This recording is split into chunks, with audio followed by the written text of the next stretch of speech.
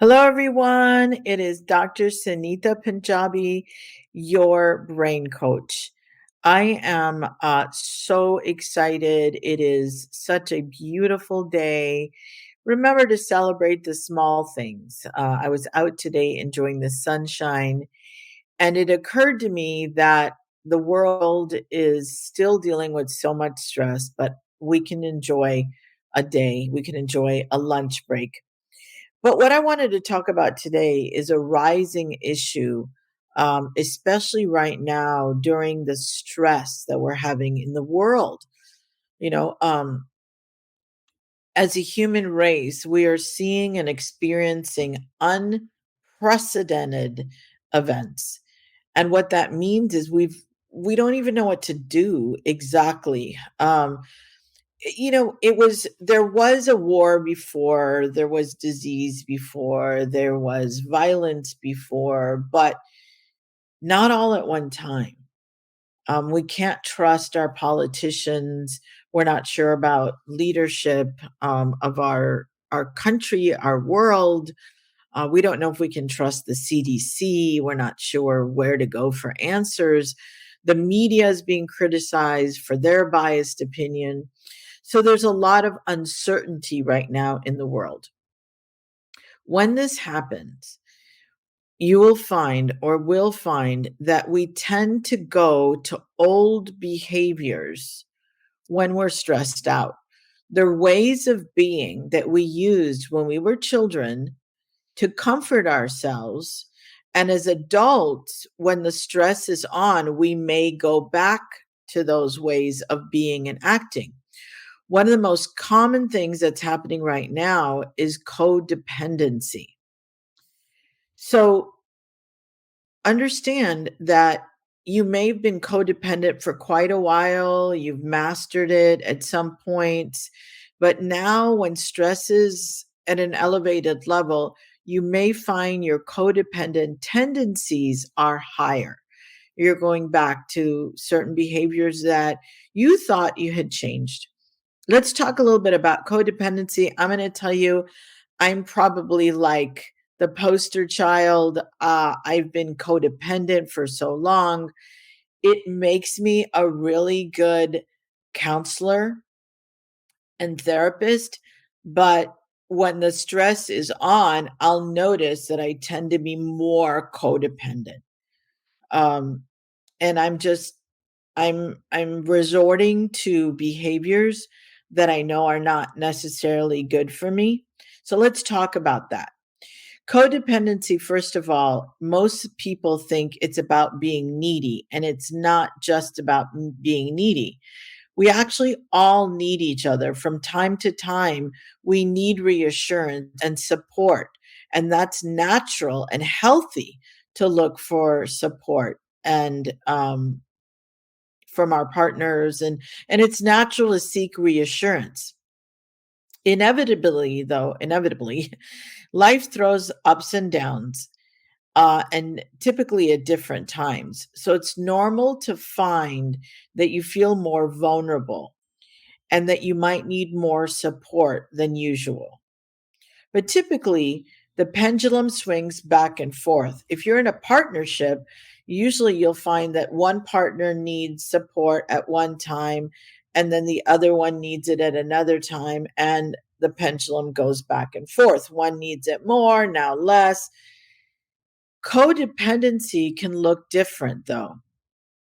In an equal balance relationship, both individuals are able to get their needs met, both through their connection, but also through their hobbies, interests, and friendships that they have outside of the major relationship. But with codependent relationships, the balance is a little out of whack. One person gives and the other one takes. But more importantly, both individuals need each other in order to feel whole. Codependency doesn't just exist in romantic relationships either. It can exist between parents and children. Um, we'll focus on both, a little bit about parenting codependent relationships and romantic codependent relationships. But for the sake of ease, we'll focus on a romantic relationship a little bit more. And it might feel helpful if you notice where any of these apply to other relationships that you have. So let's talk about the characteristics of a codependent relationship.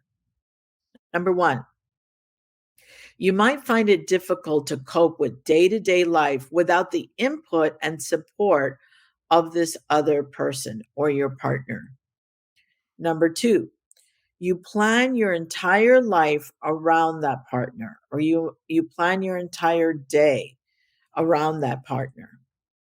Number three, one of you needs the other one to enjoy feeling needed, playing the role of the caretaker. So let me explain that again. One of you in a codependent relationship needs to feel and enjoys feeling needed, and that person plays the role of the caretaker. Number four, you hate being alone for any length of time. If you hate being alone for an extended amount of time, that may indicate that you may have a codependent relationship or you're prone to codependency.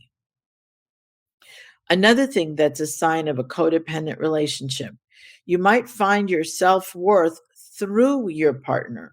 So if your partner is not approving of you, they seem to be upset, or they may not even be upset, but seem upset. That affects your self worth.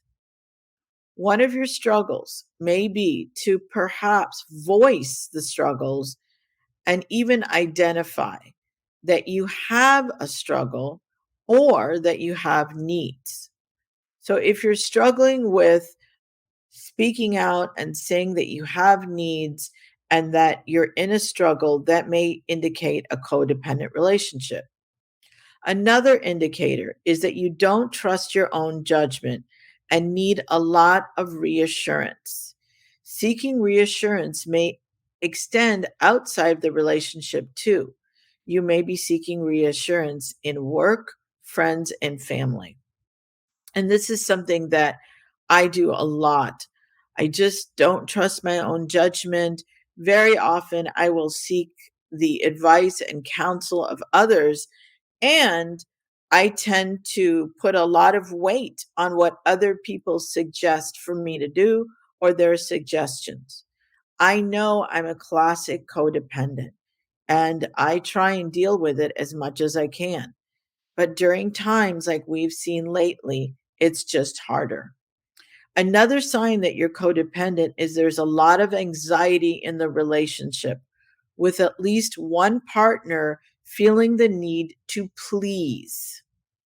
So, again, are you feeling anxiety to please, or do you have this need to be pleased? So either one could signify, either dynamic can signify a codependent relationship. The last thing, you may not feel whole without your partner. If you do not feel that your life works or that you're whole and complete without your partner, you may have a codependent relationship. Now, the root of codependent relationships does go back to our childhoods. And usually we had a relationship with our parents or our primary caretakers. This usually happens when we had parents who are either overly protective or underprotective. So we'll be talking more and more about what we need to do when we have a codependent relationship and how it started in our next video. Stay tuned. If you like this information, this is your brain coach telling you, join our Facebook group, send us a smiley face, be part of what we're doing, and keep learning. The goal is to learn so that you can live a life by design and not as a reaction to circumstances. This is your brain coach signing out.